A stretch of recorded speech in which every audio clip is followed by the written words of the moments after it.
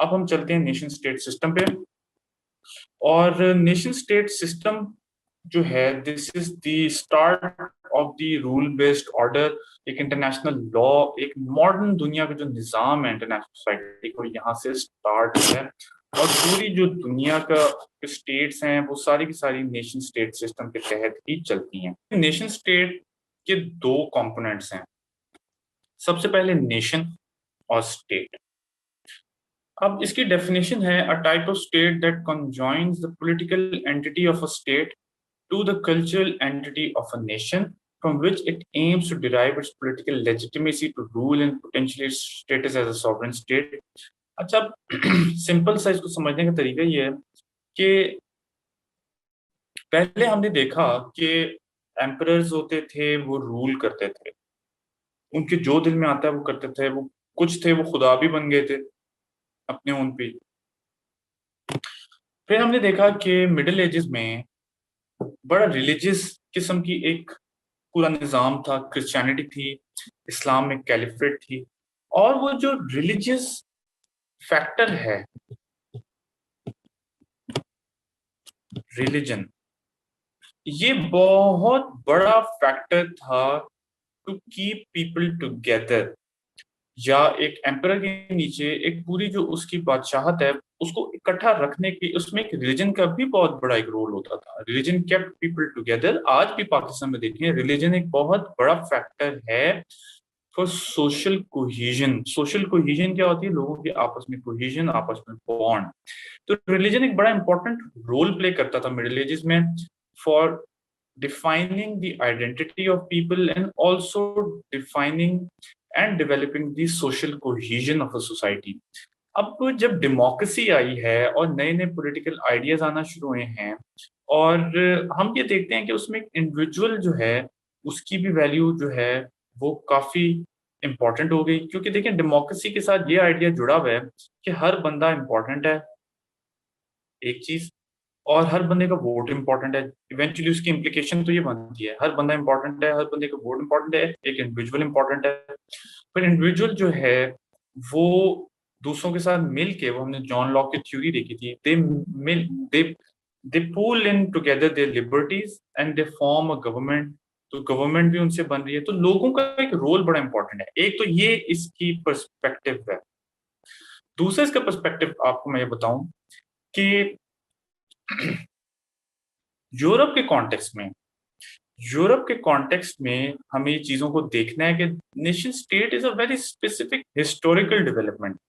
Europe में ना बड़ी नीट बाउंड्रीज उस टाइम पे भी थी और आज भी हैं। कैसे कि फ्रांस एक जगह है, तब फ्रेंच किंगडम थी, ये किंगडम ऑफ द फ्रैंक्स थी। उसमें एक एथनिक ग्रुप है फ्रेंच, और वो बोलते भी फ्रेंच हैं, वो एथनिकली भी फ्रेंच हैं, और उनकी बाउंड्री है जिसमें वो सारे रहते हैं। फिर एक ब्रिटेन है या इंग्लैंड है, उसमें लोग एक सर्टेन लैंग्वेज लैंग्वेज बोलते हैं, इंग्लिश। वो एथनिकली भी इंग्लैंड, एथनिकली भी वो इंग्लिश हैं, या बायोलॉजिकली भी वो वही हैं, या उनको एटलीस्ट लगता है कि वो एक हैं। जर्मन्स हैं तो जर्मन हैं, वो जर्मन बोलते हैं और वो एथनिकली भी जर्मन है। अब ये फिनोमेना जो है ना यूरोप में बड़ा नीटली वहां पे आपको मिलता है। तो इस टाइम पे आहिस्ता आहिस्ता एक नया फिनोमेना जन्म लेना शुरू हुआ, which can be termed as nationalism. Nationalism भी आहिस्ता आहिस्ता डेवलप हो रहा है कि मैं एक फ्रेंच हूँ या मैं एक जर्मन हूँ। I feel a bond with my fellow German because they speak the same language, because काफी सारी चीजें जो हैं वो हमारी सिमिलर है, वो हम आगे देखेंगे भी। तो नेशनलिज्म को समझना बड़ा जरूरी है कि ये जो सोच है कि जी मैं जर्मन हूँ, वो कहाँ से आ रही है। तो नेशन स्टेट के अंदर एक इंपॉर्टेंट एलिमेंट ये है, और दूसरा इंपॉर्टेंट एलिमेंट है स्टेट।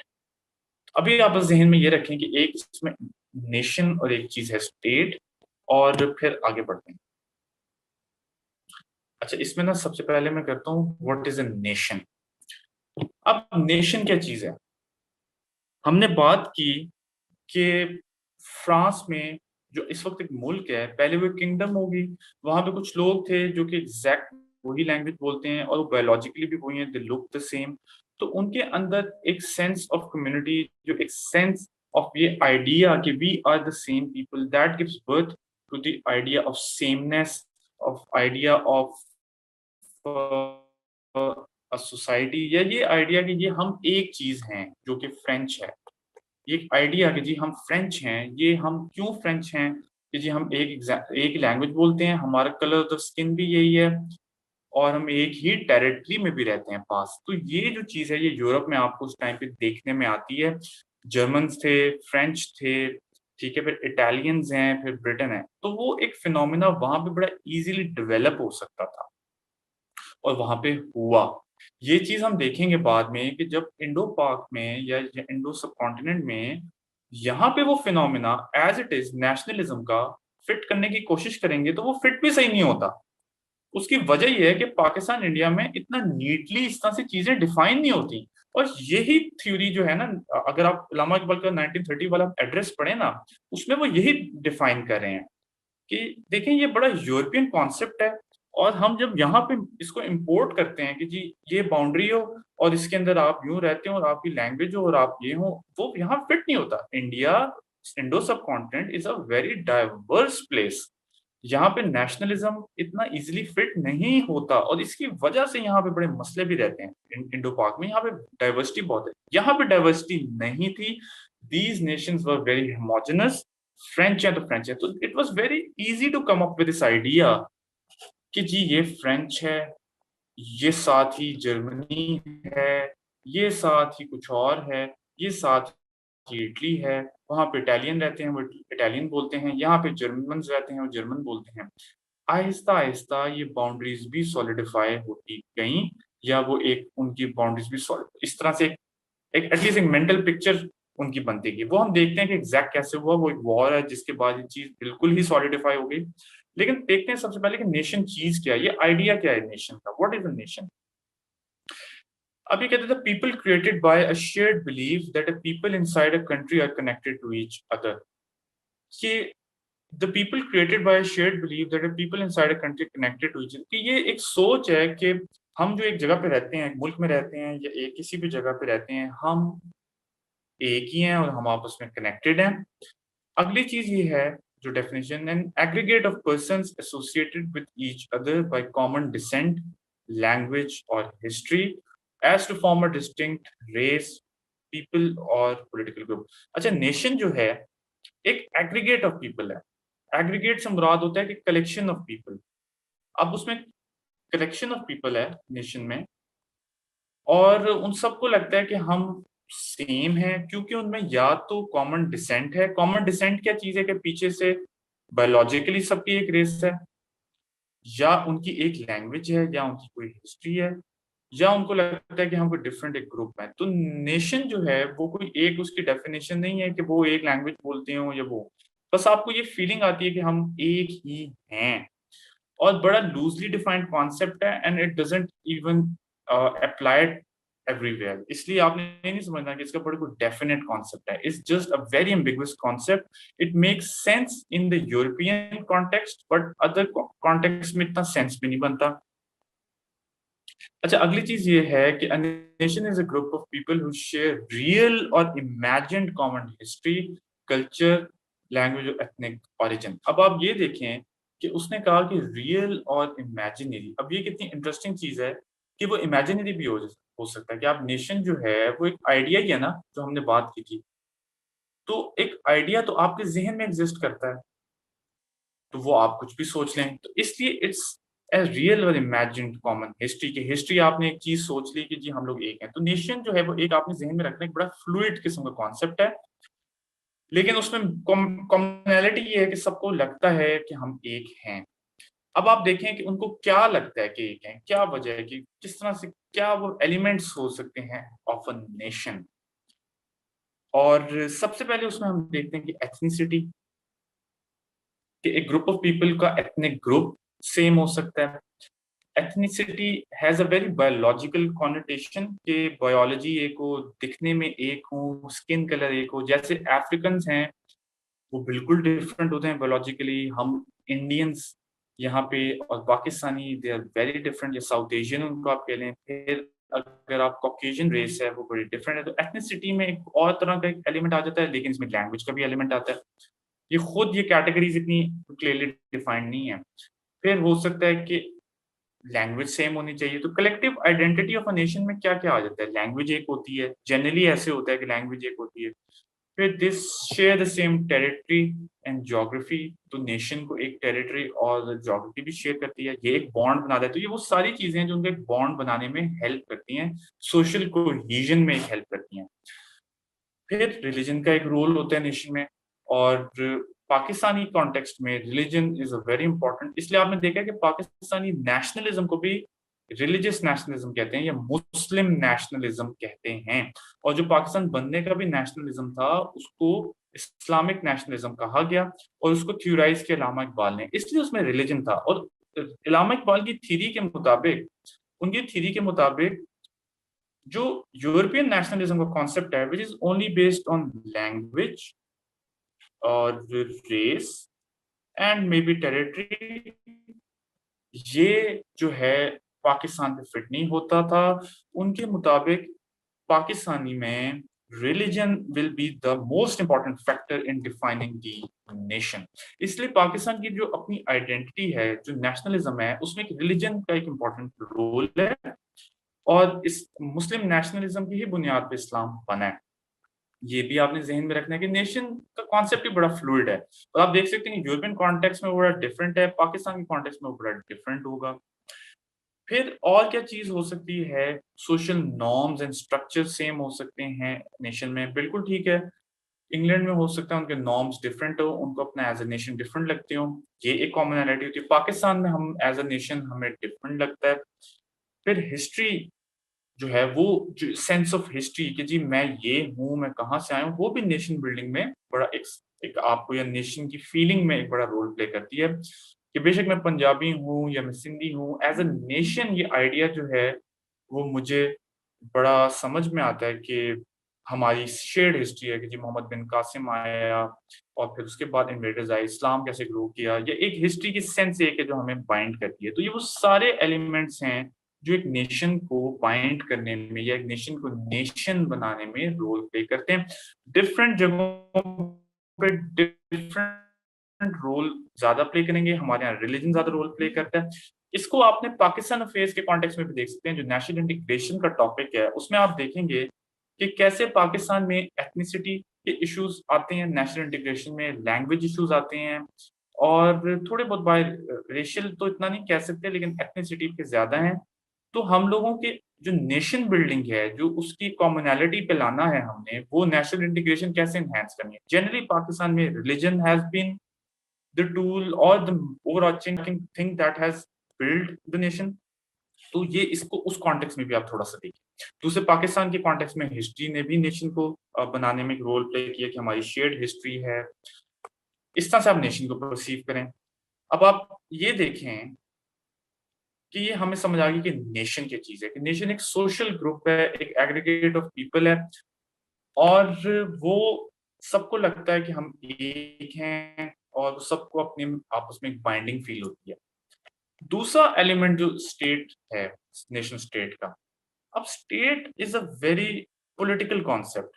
जिस तरह नेशन जो थी, वो एक कॉन्सेप्ट था वेरी सोशल या very psychological, very social, very cultural. ये जो चीज़ है state is a very political concept, और ये बड़ा एक मॉडर्न कॉन्सेप्ट है, और इसको हम देखते हैं। स्टेट का कॉन्सेप्ट जो है, इट हैज़ 4 फीचर्स, और ये उसी टाइम पे जब नेशन स्टेट सिस्टम आएगा ना, तब ये नॉर्म्स और वैल्यूज़ जो हैं वो डेवलप होना शुरू होंगी। स्टेट की जो मॉडर्न डेफिनिशन है ना, वो ये है, इसको भी थोड़ा समझ लें, और फिर हम उसको नेशन स्टेट सिस्टम के कॉन्टेक्स्ट में भी देखेंगे कि जब आया था तो क्या था। कि एक टेरिटरी हो, सबसे पहले एक स्टेट की टेरिटरी होती है, ठीक हो गया। फिर उसमें कोई परमानेंट पॉपुलेशन हो, लोग रहते हों, फिर उसमें एक कोई ना कोई उसको गवर्नमेंट कंट्रोल करने के लिए हो, ओवरऑल ऊपर, उनको एक गवर्नमेंट कंट्रोल करती हो, और फिर जो है उस गवर्नमेंट के पास सॉवरेन पावर भी हो, ये नहीं कि गवर्नमेंट है लेकिन कंट्रोल नहीं है। तो ये एक स्टेट की डेफिनिशन है। और ये फॉर्मलाइज भी हुई है, मॉन्टेविडियो कन्वेंशन है 1933 का, इसी डेफिनेशन को उन्होंने वो कर ली है, फॉर्मलाइज कर लिया, मॉन्टेविडियो कन्वेंशन। मैं एक्शन देख देता हूँ, मेरे भी जहन में आया, मॉन्टेविडियो मॉन्टे मॉन्टेविडियो कन्वेंशन 1933 आई थिंक, ये देख लीजिएगा प्लीज।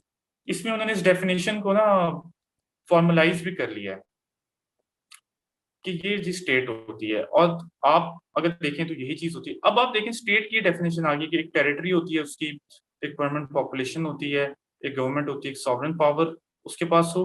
अब आप दोबारा देख लें कि नेशन स्टेट क्या होती है।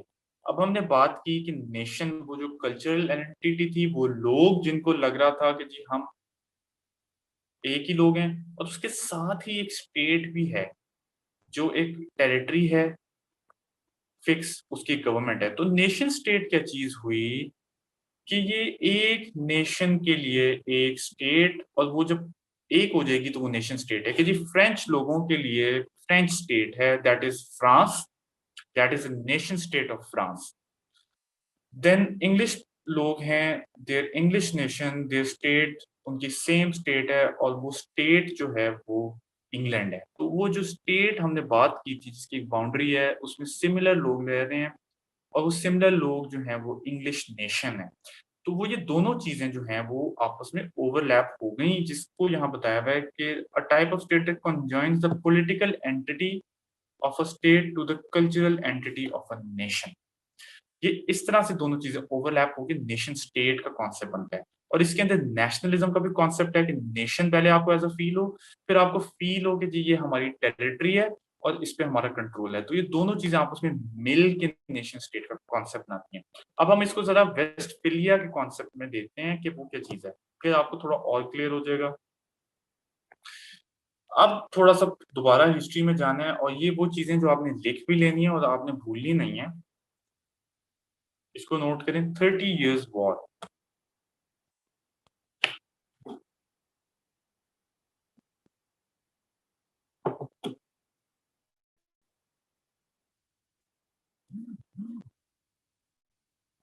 अच्छा देखिए, अब होता क्या है कि ये हमने बात की थी कि मिडिल एजेस में यूरोप में क्रिश्चियनिटी का काफी कंट्रोल था, पोप का। लेकिन आपके जहन में ये चीज होनी चाहिए कि पोप वाज कैथोलिक, ठीक है, तब तक तो कोई डिवीजन नहीं थी, लेकिन पोप जो है वो एक सर्टेन किस्म की क्रिश्चियनिटी वो जो प्रैक्टिस कर रहे थे उनका एक कंट्रोल था। फिर क्या होता है कि 1500s में मार्टिन लूथर के नाम से एक वो भी जो है वो एक क्लर्जी हैं, क्लर्जीमैन हैं, प्रीस्ट हैं। वो जो है वो एक नया जो है ब्रांड लाते हैं क्रिश्चियनिटी का, पोप के खिलाफ बगावत करके। वो उनकी अपनी उसमें वजूहात होती हैं, वो थोड़ी-सी उनकी रिलीजियस वजूहात हैं। जैसे उसमें मैं आपको थोड़ा-सा बता देता हूँ। इस टाइम पे एक चीज़ होती थी, उसे कहते थे इंडल्जेंसेस।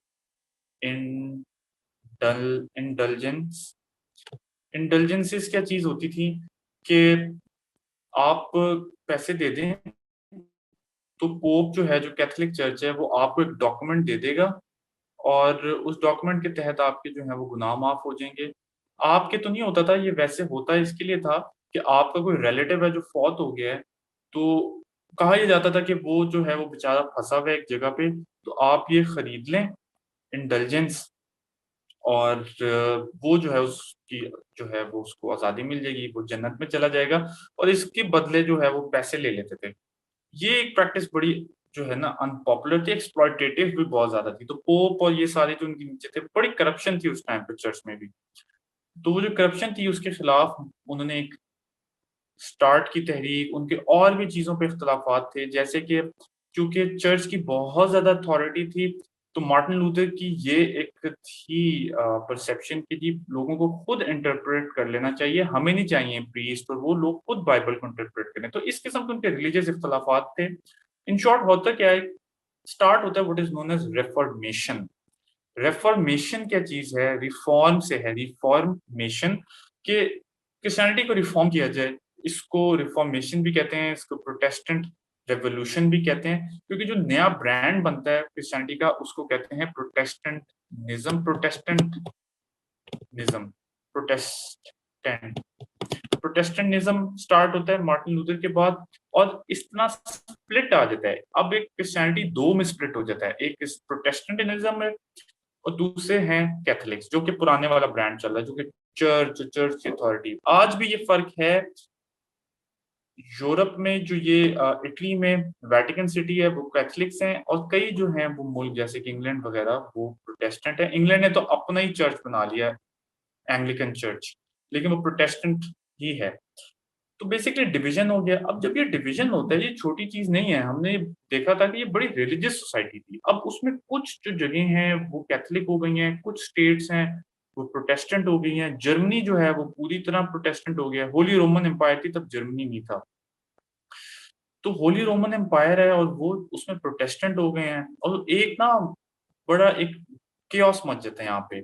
अब इसमें एक इंटरेस्टिंग फैक्ट ये है, हमने ये देखा था कि ये जो डिफरेंट कंट्रीज थे उस टाइम पे, कंट्रीज तो नहीं थे, इनको किंगडम्स कहेंगे। ये डिफरेंट किंगडम्स के ऊपर पोप की एक अथॉरिटी होती थी। पोप यहाँ पे बैठते थे इटली में, उन सब के ऊपर एक पोप का कंट्रोल था। अब ये इनको एक वे आउट भी मिला कि पोप से छुटकारा डालने का, कि यार हम जो है ना प्रोटेस्टेंट हो जाते हैं, या हम अपने मुल्क में इस किस्म का सिस्टम ले आते हैं, तो पोप की अथॉरिटी से भी तो इनका एक निकल रहा है ना, एक नया उनको एक वे आउट मिला। ये भी बहुत बड़ी वजह थी कि कई जो इनमें से किंगडम्स थी वो प्रोटेस्टेंट जो थी वो हो गई, और इन शॉर्ट यहाँ पे सिविल वॉर लग गई यूरोप में। कुछ थे वो कैथलिक हो गए, कुछ प्रोटेस्टेंट हो गए, और वो एक बड़ा ही केओस मच गया। उस केओस की वजह से स्टार्ट होती है 30 इयर्स वॉर। ये मैंने आपको बड़ा सिंप्लीफाई करके बताया, पर mostly they were between Protestant and Catholic states in Europe. States तो उनको नहीं कह सकते, किंगडम्स कहेंगे। स्टेट्स का कॉन्सेप्ट नेशन स्टेट के बाद थोड़ा सा आता है। तो ये सिविल वॉर स्टार्ट हो जाती है, जो प्रोटेस्टेंट्स हैं, कैथलिक्स हैं, और काफी जो है ना वो यहाँ तबाही मचती है, और 30 साल तक ये जंग रहती है। This is known as 30 years war. अब क्या सूरत हाल है यूरोप की, कि कुछ मुल्क हैं वो प्रोटेस्टेंट हैं, जैसे इंग्लैंड है वो प्रोटेस्टेंट हो गया है, और ये होली रोमन एम्पायर में छोटी छोटी प्रिंसली स्टेट्स हैं वो प्रोटेस्टेंट हो गई हैं, और स्पेन जो है वो बड़ा ही हैवीली कैथोलिक है, बड़ा ही शदीद कैथोलिक है। और इसलिए स्पेन और इंग्लैंड की बड़ी जंगें होंगी, क्योंकि प्रोटेस्टेंट हो गया है। इस तरह की एक चीज चल रही है, बड़ी पेचीदा। अब इवेंचुअली जब पीस का टाइम आता है, इन सबको रियलाइज होता है कि यार नहीं, अब हमें पीस कर लेनी चाहिए। फिर ये एक कॉन्सेप्ट वजूद में आता है, क्योंकि उस टाइम पे थोड़ी बहुत इस पे थ्योरी भी लिखी जा चुकी है। हमने देखा था कि जॉन बॉडीन का कॉन्सेप्ट ऑफ सोवरेनिटी, कि भाई जिसका जो एरिया है ना उसको करने दें जो वो करता है। ये कॉन्सेप्ट इस प्रिंसिपल में आ जाता है। ये लैटिन का फ्रेज है, स्यूस रिजियो यूस रिलीजन, जिसका मतलब ये है जिसकी जमीन है, जिसकी जगह है, उसका मजहब। अब इस टाइम पे तो उनका एक मेन कंसर्न रिलीजन ही था ना। तो बेसिकली इस प्रिंसिपल का मतलब ये है कि यार आपकी किंगडम है, आपने कैथोलिक होना है आप हो जाएं, आपने प्रोटेस्टेंट होना है आप हो जाएं। तो जो ये वेस्टफिलिया की ट्रीटी होती है ना 1648 में, इसे कहते हैं वेस्टफिलियन ट्रीटी 1648 में, और उसमें ये चीज ये लोग सारे आपस में डिसाइड करते हैं कि यार ठीक है, enough with this. You want to go with the Catholics, you can go with the Catholics. You want to impose Protestant religion, you can impose Protestant religion. So इससे एक बड़ा important principle वजूद में आता है। इससे important principle ये वजूद में आता है, your territory, your religion. So what that means is कि इससे आपकी territory और आपकी मर्जी का कॉन्सेप्ट जो है वो इम्पोज हो रहा है। इसी के साथ आप देख सकते हैं कि सॉवरेनिटी का कॉन्सेप्ट भी जुड़ा हुआ है, कि it is your territory, you can do whatever you want to do. This is how the idea of sovereignty and the modern nation state comes in. कि अब आप देखें कि फ्रांस की ये टेरिटरी एक डिसाइड हो गई। अब हुआ क्या, देखें वेस्टफिलिया की ट्रीटी ने एक नॉर्म को जन्म दिया। नॉर्म क्या है कि यार आपकी टेरिटरी आपने जो करना करें, तो उससे टेरिटरी का कॉन्सेप्ट भी सॉलिडिफाई हुआ ना। जब ये चीज हो गया कि आपकी टेरिटरी आपकी मर्जी, तो उससे टेरिटरी भी सैंक्टिफाई हो गई। अब टेरिटरी बहुत इंपॉर्टेंट है, क्योंकि आपकी टेरिटरी में आपकी मर्जी है, तो टेरिटरी का कॉन्सेप्ट सॉलिडिफाई हुआ। दूसरी चीज ये है कि इससे ये एक प्रिंसिपल वजूद में आया नॉन इंटरवेंशन का, क्योंकि अगर ये इंग्लैंड जो है वो प्रोटेस्टेंट है, और स्पेन जो है वो कैथोलिक है, तो चूँकि इन्होंने इस ट्रीटी से ये डिसाइड कर लिया है कि यार आप अपनी मर्ज़ी करें, हम अपनी मर्ज़ी करेंगे, तो एक नॉन इंटरवेंशन का भी प्रिंसिपल वजूद में आया। फिर इसमें सोवरेनिटी का भी कॉन्सेप्ट वजूद में आया कि आपकी टेरिटरी पे आपका ही कंट्रोल है। ये सारे जो कॉन्सेप्ट्स अब हम मॉडर्न दुनिया में देखते हैं, they all go back to treaty of Westphalia. और उस टाइम पे देखें रिलिजन से एक चीज़ निकली थी कि आपने प्रोटेस्टेंट करना है आप कर लें, आपने कैथोलिक करना है आप कैथोलिक कर लें। अब देखते हैं कि इसकी इम्प्लीकेशंस क्या हैं? ये जो सारी मैं चीज़ें कह रहा हूँ, ये पॉइंट्स प्लीज़ लिख लें, जो मैंने स्लाइड्स में ज़रूर लिखने हैं, मैं एक्सप्लेन करता जाता हूँ कि कैसे ये एक जो सिस्टम है वो वजूद में आया। अब उनने एक ट्रीटी कर ली, वो ट्रीटी इंटरनेशनल लॉ है। तो देखिए ये इंटरनेशनल लॉ है, जो सोवरेनिटी का कॉन्सेप्ट है या कोई भी नॉर्म, कोई भी रूल जो मुल्क या एंटिटीज़ आपस में डिसाइड कर लें, वो इंटरनेशनल लॉ है। सबसे पहले जो कॉन्सेप्ट उसकी इम्प्लीकेशन उससे वजूद में आई, वो है कि each state has each state has sovereignty over its territory and domestic affairs to the exclusion of all external powers. This is also known as Westphalian sovereignty because this concept of sovereignty came from the Treaty of Westphalia. So that is why it is known as Westphalian sovereignty. And you can see this idea that sovereignty over its territory and domestic affairs, जो कि अब आज एक modern दुनिया में बहुत important है कि जी हमारा डोमेस्टिक अफेयर है, आपका इससे कोई ताल्लुक नहीं है, ये कैसे वजूद में आया। अब आपने कई दफा देखा होगा इंडिया को जब क्रिटिसिज्म होता है कश्मीर पे, तो उसमें कहा जाता है, वो इंडिया कहता है ये हमारा डोमेस्टिक अफेयर है, हमारा डोमेस्टिक अफेयर है। चाइना के जब उइगर्स वाली बात करते हैं, तो वो कहते हैं कि ये हमारा डोमेस्टिक अफेयर है। और वो ये कहते हैं कि जी ये तो हमारी सोवरेनिटी जो है, आप उसको वायलेट कर रहे हैं। अच्छा, अब इसके साथ मैं आपको मॉडर्न भी कनेक्ट कर देता हूँ कि जो ह्यूमन राइट्स का कॉन्सेप्ट है, ये देखें आप वेस्टफिलियन सोवरेनिटी का जो कॉन्सेप्ट है, इसके बिल्कुल इसको इरोड करता है क्योंकि आप दूसरे के मुल्क में बता रहे हैं कि आपको ह्यूमन राइट्स कैसे लेके चलें। थ्योरेटिकली स्पीकिंग कोई किसी को नहीं बता सकता कि आपने कैसे ह्यूमन राइट्स लेके चलने हैं और कैसे नहीं लेके चलने हैं। So we can see that there is a tension between this कि एक सोवरेनिटी का कॉन्सेप्ट और ये जो ह्यूमन राइट्स जो एक इंटरनेशनल रूल अपने आप में एग्जिस्ट करता है कि जी ह्यूमन राइट अब्यूज नहीं होंगे। तो सोवरेनिटी का कॉन्सेप्ट इसलिए थोड़ा सा अब इरोड भी कर चुका है। इस टाइम पे जो एक परफेक्टली चीज हो रही थी आपकी जी, और इस टाइम पे होता भी था, यहाँ पे ये कौन सी कोई अच्छी रिजीम्स थी, यहाँ पे बहुत ब्रूटल ब्रूटल भी थी इस टाइम पे भी मिडिल एज में। तो अगर उस टाइम पे वो अपने किसी सिटीजन को ब्रूटली एग्जीक्यूट करते, तो कोई बादशाह उस टाइम पे उसको इंटरफेयर नहीं करेगा कि फ्रांस को कि आपने उसको क्यों किया। लेकिन आप देखेंगे मॉडर्न दुनिया में जब ह्यूमन राइट्स का कॉन्सेप्ट आया है, तो वो इस चीज के अगेंस्ट जाता है सोवरेनिटी के। और डोमेस्टिक, मैं ये नहीं कह रहा ह्यूमन राइट्स होने नहीं चाहिए, मैं आपको सिर्फ थ्योरेटिकल उसका वो दे रहा हूँ कि किस तरह से ये चीज है। तो perfectly from a theoretical point of view, each state will have perfect sovereignty over its territory and domestic affairs to the exclusion of all external powers. कोई बाहर का उसमें ना कदम रख सकता है, ना उनको बता सकता है वो अपने बंदों के साथ जो मर्जी करें थ्योरेटिकली। और इसको कहते हैं वेस्टफिलियन सोवरेनिटी। ये एक प्रिंसिपल इस पीस ट्रीटी से वजूद में आया। फिर अगला प्रिंसिपल जो वजूद में आया, the principle of non interference. ये कितनी दफा हम देखते हैं मॉडर्न दुनिया में कि non interference in another countries domestic affairs, कि आप नहीं कर सकते। इस पे हमने बात के लिए principle of non interference. Now this is the jargon now and you have to remember this. इसको इसी तरह याद कर लें, principle of non interference. Then we have the principle of sovereign equality. ये बहुत इंपॉर्टेंट प्रिंसिपल है। अब एक नया प्रिंसिपल वजूद में आ गया कि फ्रांस है, उसकी भी सॉवरन पावर उतनी ही है जितनी यहाँ पे कोई छोटी सी एक जर्मन कोई स्टेट है उसकी है। मतलब उसकी दोनों की सॉवरेनिटी इक्वल है, उसको भी अपनी टेरिटरी पे उतना ही हक है जितना कि बड़े फ्रांस को है। और आज हम जो बात करें तो देखें कि आज अगर हम देखें तो मालदीव्स जो छोटा सा मुल्क है, उसको भी उतनी सॉवरेनिटी है अपने मुल्क पे, अपनी टेरिटरी पे जितना कि यूएस को। इसको कहते हैं सॉवरन इक्वालिटी। Sovereign equality. और इसको इस तरह भी देख सकते हैं कि यूएन में सबका एक वोट होगा। तो सॉवरन इक्वालिटी, किसी की सॉवरेनिटी कम नहीं है, यूएस को अपनी टेरिटरी पे ज्यादा इख्तियार नहीं है। फिर इससे एक ऑटोमेटिकली इसकी एक इम्प्लीकेशन हुई कि एक को एग्जिस्टिंग सॉवरेन स्टेट्स का एक सिस्टम वजूद में आ गया। अब क्यों वजूद में आया कि ये इसकी टेरिटरी है, इसका इस पे कंट्रोल है, ये इसकी टेरिटरी है, इसका इस पे कंट्रोल है, ये इसकी टेरिटरी है, इसका इस पे कंट्रोल है, ये इसकी टेरिटरी। अब हो क्या रहा है कि सारी की सारी स्टेट्स जो हैं साइमल्टेनियसली एग्जिस्ट कर रही हैं। मतलब ये जब बॉर्डर्स थोड़े कंक्रीट होना शुरू हुए, तो हम देख सकते हैं कि ये बॉर्डर्स कंक्रीट हो गए, और इन बॉर्डर्स के कंक्रीट होने से अब सारी साथ-साथ चल रही हैं ये स्टेट, सॉवरेन एग्जिस्ट कर रही हैं स्टेट्स। फिर इसके साथ हमने देखा नेशनलिज्म का भी कॉन्सेप्ट साथ-साथ ही आ रहा है, और नेशनलिज्म के साथ-साथ आप देख रहे हैं कि डेमोक्रेसी भी आ रही है कि लोगों की मर्ज़ी होनी चाहिए। ये सारी चीज़ें जो हैं इंटेलेक्चुअल डेवलपमेंट, हिस्टोरिकल डेवलपमेंट साथ-साथ हो रहा है।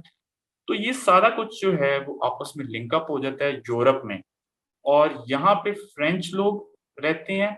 अब उन फ्रेंच लोगों को ये सॉवरेनिटी हासिल है। आप समझ रहे हैं वो सारा कुछ आपस में किस तरह से कनेक्ट हो रहा है। जो हमने बात की थी सॉवरेनिटी की, उस मुल्क को, अब उस मुल्क के ऊपर कंट्रोल उन फ्रेंच लोगों का है जो फ्रेंच लोग वहां पे रहते हैं। तो it is their sovereignty over their territory. यहाँ पे अगर इंग्लैंड है, बादशाह से वो शिफ्ट होकर सॉवरेनिटी लोगों के पास आ गई। जब ये हुआ था तब तो वहां पे सॉवरेन से वहां पे बादशाह थे, लेकिन आहिस्ता आहिस्ता जब नेशनलिज्म आया, डेमोक्रेसी भी आई, तो वो पावर जो थी सॉवरेनिटी की वो बादशाह से निकल के लोगों में चली गई। ये एक ऑटोमेटिकली हिस्टोरिकल डेवलपमेंट है, ये किसी ने बैठ के डिसाइड नहीं किया। अब लोगों में सॉवरेनिटी रेस्ट करती है। अगर आप देखें जो वेस्टर्न डेमोक्रेसी का सिस्टम है, उसके अंदर sovereignty rests in the people, it comes from the people।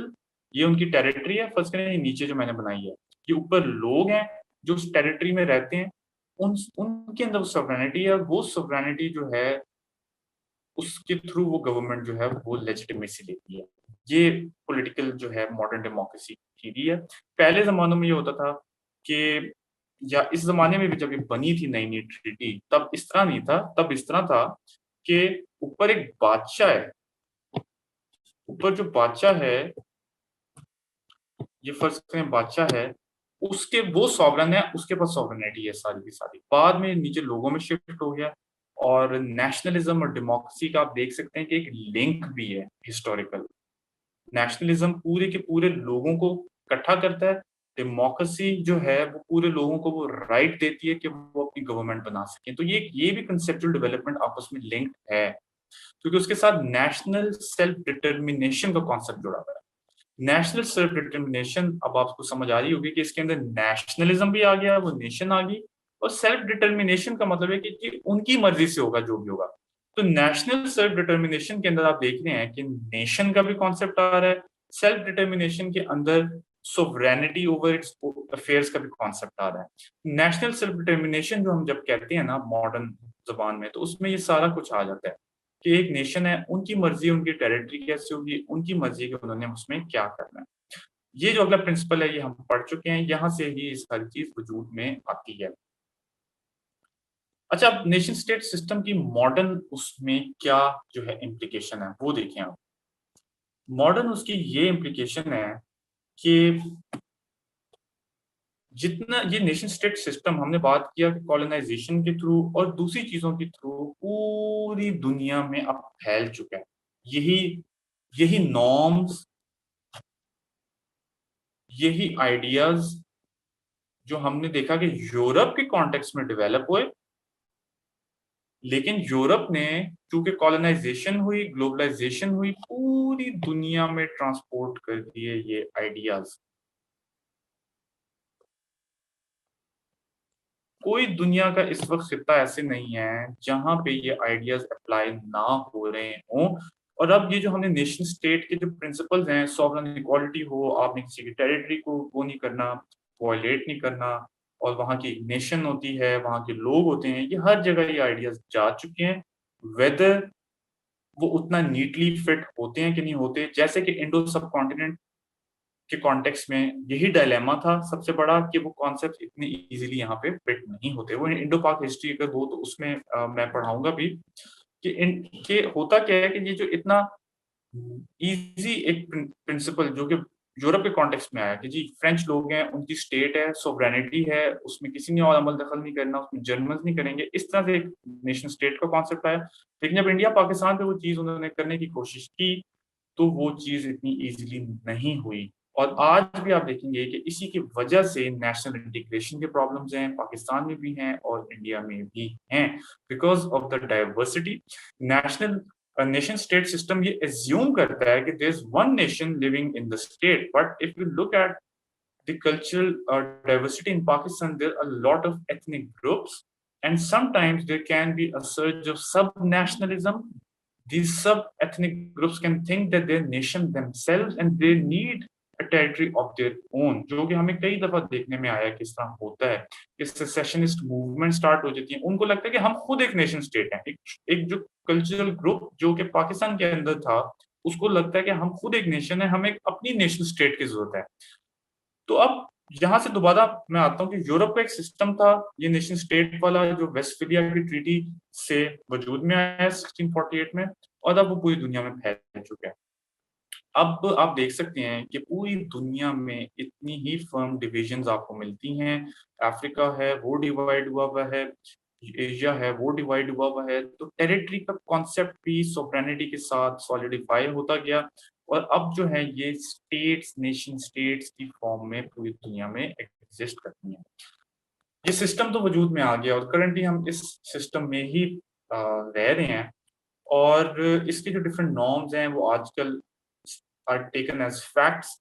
आप किसी की सोवरेनिटी वायलेट नहीं कर सकते, आप दूसरे की टेरिटरी वायलेट नहीं कर सकते, आप किसी की दूसरे के अंदर यूएस में क्या हो रहा है मदाखलत नहीं कर सकते।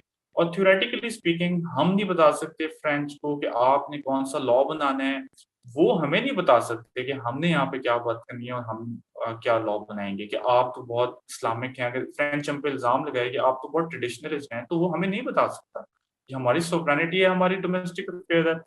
लेकिन थ्योरेटिकली स्पीकिंग उनको कोई और भी नहीं बता सकता कि आप तो बस थ्योरेटिकली बात कर रहा हूँ। लेकिन इससे एक और डायलेमा जो है वो हम देखते हैं कि वजूद में आता है कि मॉडर्न दुनिया में जब हर चीज आपस में कनेक्ट हो चुकी है, तो ये जो प्रिंसिपल है कि किसी के डोमेस्टिक अफेयर्स में कोई अमल दखल नहीं करेगा, ये प्रिंसिपल बड़ा इरोड हो चुका है। ठीक है। और मॉडर्न दुनिया में नेशन स्टेट का कॉन्सेप्ट वीक भी हुआ है इसकी वजह से, ग्लोबलाइजेशन की वजह से, दूसरा कनेक्शंस की वजह से, और तीसरा ये कि ह्यूमन राइट्स और इस किस्म के कुछ इंटरनेशनल नॉर्म्स जो बन गए हैं, जो कि दूसरी स्टेट्स दूसरों पे इम्पोज करने की कोशिश करती हैं। कि चाइना में कुछ हो रहा है, यहाँ पे ये वेस्टर्न रीजन है चाइना का, जहाँ पे उइगर्स वाला मसला है, तो यूएस जो है वो उसको बता रहा है कि आपको अंदर क्या करना चाहिए। ये चाइना का एक एरिया है, यहाँ पे हांगकांग। तो यहाँ जो यूएस हो सकता है, theoretically US can not dictate anyone कि आप अपने इंटरनल अफेयर्स में क्या कर रहे हैं। ये इसकी थ्योरेटिकल हुआ है, लेकिन प्रैक्टिकली हम देखते हैं कि ऐसा नहीं होता। अब ये जरूर लिखिएगा और समझने के लिए कि problems and criticisms of the nation state system. अब मैं थोड़ी सी बात करूंगा फाइनल जो है कि नेशन स्टेट सिस्टम में मसाइल क्या हैं, या इस थ्योरी में, या इसके जो नॉर्म्स यूरोप के कॉन्टेक्स्ट में डेवलप हुए। सबसे पहले one nation one state problem. One nation one state problem क्या है कि एक मुल्क में एक ही लोग रहें। अब ये यूरोप के कॉन्टेक्स्ट में तो बड़ा सही है कि जी एक ही वो है, मुल्क है फ्रांस, उसमें फ्रेंच लोग रहें। लेकिन ये वो मुल्क जहाँ पे डाइवर्सिटी बहुत ज्यादा है, इंडिया हो गया, पाकिस्तान हो गया, वहां पे ये चीज बड़ा प्रॉब्लम करती है कि वन नेशन वन स्टेट कैसे हम अप्लाई करें। हम वन नेशन जब उसको डिफाइन करने की कोशिश करते हैं, तो वो जो हमने एलिमेंट्स ऑफ नेशनलिज्म देखे थे, एलिमेंट्स ऑफ नेशन देखे थे कि लैंग्वेज एक हो, लैंग्वेज भी एक नहीं होती। आपने पाकिस्तान के कॉन्टेक्स्ट में देखा, ईस्ट पाकिस्तान वाला सिनेरियो हुआ, उनकी लैंग्वेज डिफरेंट थी, उनकी नेशनलिज्म, उनकी सेल्फ आइडेंटिटी में बंगाली लैंग्वेज थी, हमारे यहाँ पे उर्दू को वो कर रहे थे। उर्दू को as a single language overall Pakistan पे इसीलिए किया गया कि नेशन बनाया जा सके पाकिस्तान को। तो ये एक मसला आता है, तो one nation one state problem होता है। फिर जितने एथनिक ग्रुप्स होते हैं उनमें मसला होता है। इसके साथ ही एक और चीज जुड़ी हुई है, उसको आप लिखें बैल्कनाइजेशन। मैं यहाँ पे लिखता हूँ बैल्कनाई, और ये सारे जो है ना आपने मॉडर्न उसमें इशू लिख देने। बैल्कनाइजेशन क्या है? बैल्कन एक जगह है यूरोप में, यहाँ पे और बाल्कनाइजेशन क्या चीज हुई कि युगोस्लाविया एक मुल्क था जो कि 91 में ब्रेक हुआ, और वो ब्रेक होके काफी सारे मुल्क बन गए। सर्बिया बन गया, क्रोएशिया बन गया, और उसमें दूसरे भी कई मुल्क हैं। और अब उससे इश्यू क्या होता है कि वो सारे के सारे जो छोटे छोटे मुल्क बन गए, और सबको हुआ कि हम तो अपनी नेशन स्टेट बना लेते हैं, क्योंकि वन नेशन वन स्टेट। तो वो जो उन ये जो आइडिया है, it also leads to conflict. Every ethnic group और every social group can think कि भाई हम अपनी नेशन स्टेट बनाते हैं, हमें अपनी चाहिए। So, due to the inherent concept of homogeneity, homogeneous हो नेशन, तभी वो नेशन स्टेट होगी। ये यूरोप में था तब तो ठीक है, लेकिन जिन मुल्कों में, जिन जगहों पे नहीं होता, वहां पे ये मसला होता है। तो दिस इज नोन एज बैल्कनाइजेशन। और बैल्कनाइजेशन का ये जो फिनोमिना है कि एक मुल्क था यूगोस्लाविया, उसको टूट के कितने मुल्क बन गए, उसमें सर्बिया, बॉस्निया, अब कोसोवो का भी इशू है वहां पे, और ये सारे वहां पे डिफरेंट डिफरेंट एथनिक ग्रुप और डिफरेंट रिलीजन वहां पे एग्जिस्ट करते हैं। इस्लाम है और क्रिश्चियनिटी है। जिस तरह बॉस्निया का इशू देखा, बॉस्निया सेपरेट हो गया, वहां पे जंग होगी। कोसोवो सेपरेट हुआ है, अब उसमें भी मसला है। वो अभी तक आधे लोग उसे रिकॉग्नाइज करते हैं कोसोवो को, आधे मुल्क करते ही नहीं है। तो ये एक इशू आता है। आपने देखना है कि नेशन स्टेट सिस्टम थ्योरेटिकली जितना परफेक्ट है, practically it's not easy to define a nation, practically it's not that easy to make one nation one state. ये इसका एक मसला है। अगली चीज कि ये यूनिफॉर्मिटी है, बड़ा वन डायमेंशनल किस्म का कॉन्सेप्ट है कि बस एक पॉपुलेशन है which constitutes a nation united by common descent, common language. वही बात है, उसी की एक और इम्प्लीकेशन है। फिर आपने ये भी उसमें लिख देना है कि प्रमोट्स नेशनलिज्म एंड कॉन्फ्लिक्ट, कि नेशनलिज्म की फीलिंग्स इससे बहुत प्रमोट होती हैं, और उसकी वजह से काफी ज्यादा कॉन्फ्लिक्ट भी आता है। ठीक। अच्छा, अब इसमें हम देख लेते हैं बिल्कुल करंट के एनालिसिस में कि एक तो पाकिस्तान को देखते हैं सबसे पहले। पाकिस्तान भी एक नेशन स्टेट है, और पाकिस्तान में जो नेशनलिज्म है, Pakistan was founded as a nation state, but Pakistan nationalism में एक जो इम्पोर्टेंट पार्ट है that is religion. So Pakistan has a religious nationalism. That was a theory of Allama Iqbal जो उन्होंने दी, कि हम लोगों को बाइंडिंग जो हमारी फोर्स है वो रिलीजन है, वो इस्लाम है।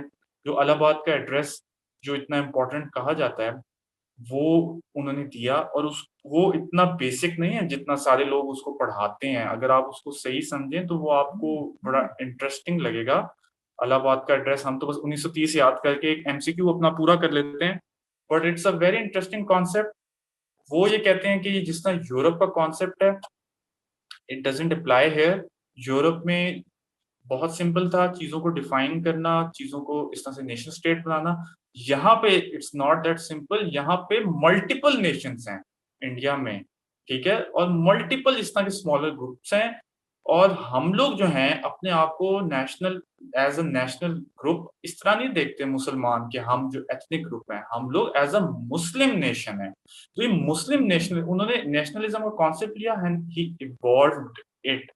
ठीक। और वो बड़ा इंटरेस्टिंग, उसमें और भी थीरीज हैं उसमें।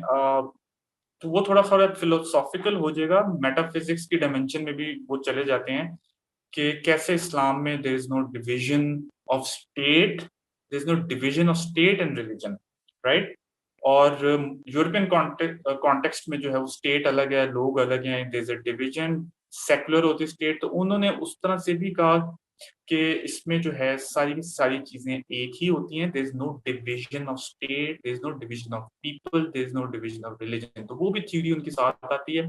उसके साथ ही वो नेशनलिज्म का भी कॉन्सेप्ट देते हैं कि इसके ऊपर पाकिस्तान बेस होगा, there will be no division.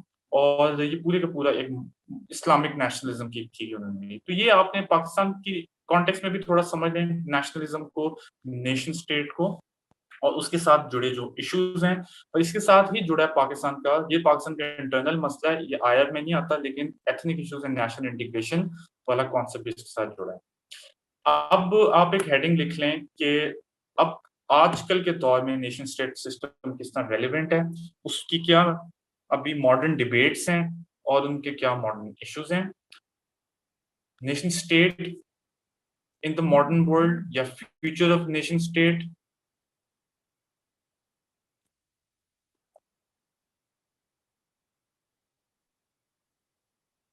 ठीक है? उसमें सबसे पहले आप ये देखें कि ग्लोबलाइज़ेशन की वजह से सोवरेनिटी का कॉन्सेप्ट इरोड हुआ है।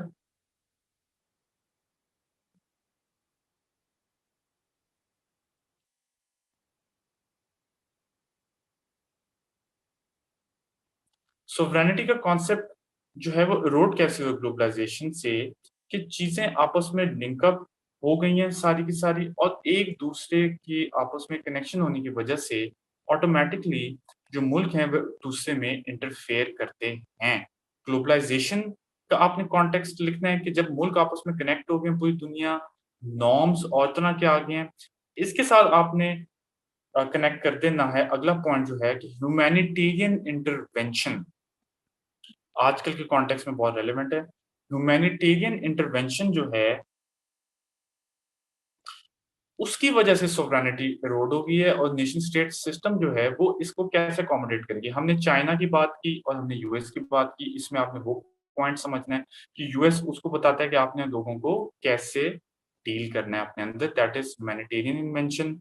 ये सोवरेनिटी के कॉन्सेप्ट के साथ नहीं जाता या नेशन स्टेट का जो कॉन्सेप्ट जिसके ऊपर खड़ा है। फिर रोल ऑफ मल्टीनेशनल कॉर्पोरेशंस जो हमने देखी थी एमएनसीज के भी आप देखें अब वो एक एमएनसी है वो यूएस में केएफसी है और वो यहाँ भी है, वो रशिया में भी है, वो ब्राज़ील में भी है, वो यू इंडिया में भी है। इसने भी सॉवरेनिटी को इरोड किया है क्योंकि वो मल्टीनेशनल्स का एक इन्फ्लुएंस जो है वो अक्रॉस द नेशंस है, अक्रॉस द सॉवरेनिटी है। तो वो जो एक डिस्टिंक्ट हम देखते थे कि बाउंड्री बड़ी सेक्रेड होती थी, बाउंड्री के अक्रॉस कुछ नहीं होगा, वो चीज़ अब आइडिया बड़ा वीक हो गया है। क्योंकि मल्टीनेशनल कॉर्पोरेशंस पूरी की पूरी दुनिया में होती हैं, अक्रॉस द टेरिटरीज ऑपरेट करती हैं, उनका इन्फ्लुएंस अक्रॉस द नेशंस होता है, तो इतना इनके ऊपर कंट्रोल भी नहीं होता, राइट? अगला पॉइंट आपने लिखना है social media. Social media social media के कॉन्टेक्स्ट में भी बहुत जो है वो सोवरेनिटी इरोड हुई है। कैसे? हमने मॉडर्न उसमें देखा है कि सोशल मीडिया का बहुत इन्फ्लुएंस है। यूएस के कैलिफोर्निया में बैठे वो सर्वर्स लगे हुए हैं, उसमें ट्विटर है। वो ट्विटर जो है वो इंडिया में भी ऑपरेट कर रहा है, वो ब्राज़ील में भी कर रहा है, वो कनाडा में भी कर रहा है, वो जो है वो रशिया में भी कर रहा है और उधर एक कोई बंदा स्टेटमेंट देता है, यहाँ पे वो पूरी दुनिया में फैल जाती है और उससे जो है बड़ा मसला होता है। अब आप ये देखें जिस तरह इंडिया का आजकल ट्विटर के साथ एक मसला चल रहा है कि जी ट्विटर को वो बैन करें, आप उसको ज़रूर देखिएगा। तो ये उस कॉन्टेक्स्ट में आप उसको करेंगे क्योंकि सोशल मीडियाज़ भी अक्रॉस द नेशंस एक्ट करते हैं, उनका इन्फ्लुएंस भी across the territories, across the Nations होता है। और कई मुल्क कहते हैं कि जी हमारे डोमेस्टिक अफेयर्स में आप उसमें ना आएँ और वो सोशल मीडिया को कंट्रोल करने की कोशिश करते हैं। आपने सोशल मीडिया पे बात करनी है कि उसकी वजह से ही सोवरेनिटी का कॉन्सेप्ट थोड़ा-सा इरोड हुआ है। फिर जो मल्टीनेशनल वाली लॉजिक थी, वो आपने नॉन स्टेट एक्टर्स पे भी बतानी है क्योंकि नॉन स्टेट एक्टर्स जो हैं, वो भी अक्रॉस द नेशंस हैं, इधर-उधर क्रिस क्रॉस करते हैं। उससे भी जो है वो नेशन स्टेट्स का कॉन्सेप्ट थोड़ा-सा वीक हुआ है, टेरिटरी का कॉन्सेप्ट वीक हुआ है। ठीक है? तो ये आपने जो है चीज़ों को इस तरह से देखना है। फिर एक और बहुत इंटरेस्टिंग फिनोमेना है which can be linked with globalisation that is complex interdependence. Complex interdependence क्या है? ये ज़रा गौर से समझिएगा। कॉम्प्लेक्स इंटरडिपेंडेंस कॉम्प्लेक्स इंटरडिपेंडेंस क्या चीज़ है कि पूरी दुनिया जो है वो ट्रेड नेटवर्क्स में बाइंड हो गई है। पूरी की पूरी दुनिया ट्रेड नेटवर्क्स पे बाइंड हुई हुई है। यूएस चाइना के साथ कनेक्टेड है, चाइना इंडिया से, पाकिस्तान से। इस किस्म की जो है वो क्रिस क्रॉसिंग है बहुत ज़्यादा, राइट? अब उससे हो क्या रहा है कि हर मुल्क एक-दूसरे पे कहीं न कहीं डिपेंडेंट भी हो गया है। अब देखिए यूएस है वो चाइना का एनिमी है, अभी ग्लोबल पावर पॉलिटिक्स में। लेकिन आप ये देखें कि पिछले साल both of them conducted $6 billion of trade, बहुत ज़्यादा है। $6 बिलियन ऑफ ट्रेड दोनों मुल्कों ने कंडक्ट किया, यूएस ने और चाइना ने। तो वो उनके फेट्स भी आपस में इंटरट्वाइंड हैं। इंडिया और चाइना का लद्दाख में इश्यू हुआ, लेकिन पिछले साल आई थिंक उन्होंने $100 बिलियन की ट्रेड आपस में की इंडिया और चाइना ने। तो दिस इज कॉम्प्लेक्स इंटरडिपेंडेंस कि अब इतना ट्रेड नेटवर्क, इतनी डिपेंडेंसी एक दूसरे पे हो चुकी है ड्यू टू ग्लोबलाइजेशन कि अब आपकी मर्जी भी इतनी नहीं रही।